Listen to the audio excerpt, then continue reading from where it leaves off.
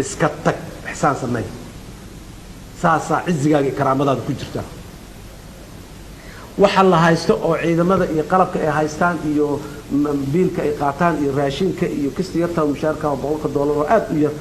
nama anfacdo waa ka baahi badanahay meel kale ka doono oo baahidaad aad ka heshay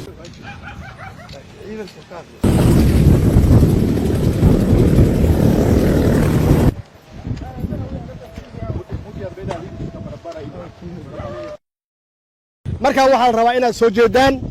inay seexan inaad meesha joogan aad ugu tagtaan oo aydan halkan ku sugin haddaad soo jeedaan oo u diyaarsan tihiin inaad difaacdaan shacabkiina inaad difaacdaan idiin soo bawac dhigi maayaan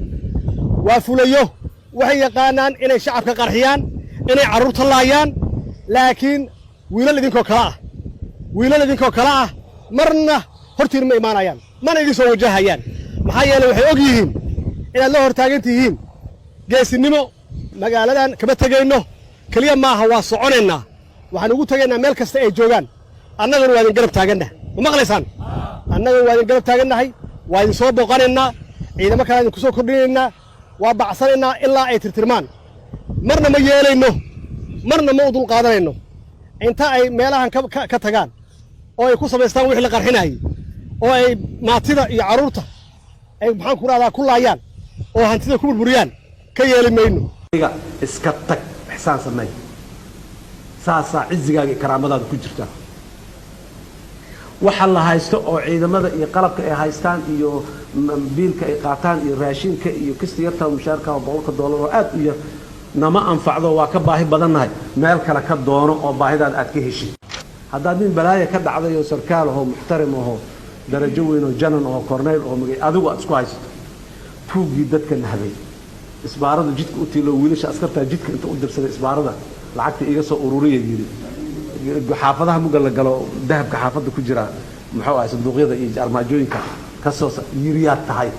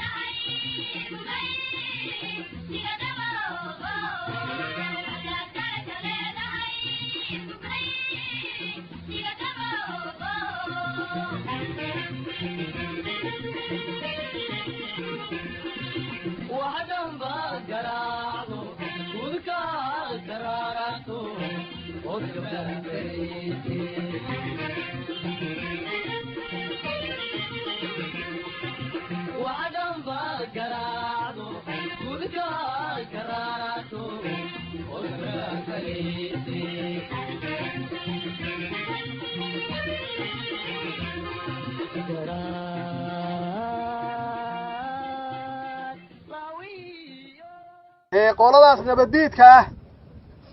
ee ummadda Soomaaliyeed u diiday nabadda waxaysan ogeyn oo ay meesha ka bixiyeen ummadda Soomaaliyeed inay leeyihiin geesiyaal idinkoo kala ah inay leeyihiin dad halyeeya ah oo idinkoo kala ah diyaar muutiin diyaar muutiin aad dhimataan diyaar muutiin aad dhiig u bixisaan waxaan idin sheegayaa aniga ugu horeeya waxaan diyaar u ahay inaan idinku imaado aagaga dagaalka